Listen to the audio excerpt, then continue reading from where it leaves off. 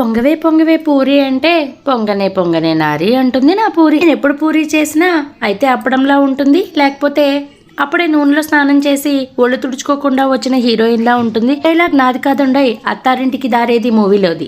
Dialogue సంగతి పక్కన పెడితే ఈసారి పూరీలు వద్దన్నా సరే పొంగుతూనే ఉన్నాయి.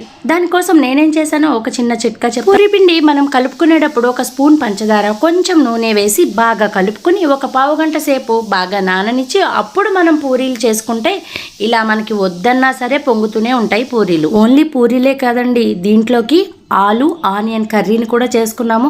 రోజు బిజీ లైఫ్, పరుగులు లైఫ్ కదండి, ఇంత తాయితీగా చేసుకుని తినే అంత ఖాళీ ఎక్కడుంది, ఓపిక ఎక్కడుంది.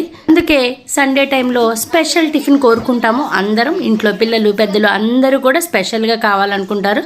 అందుకే మా ఇంట్లో ఈరోజు స్పెషల్ బ్రేక్ఫాస్ట్ పొంగే పూరీలు. ఈ వీడియోని అందరికీ షేర్ చేయండి. To subscribe. Thank you for watching.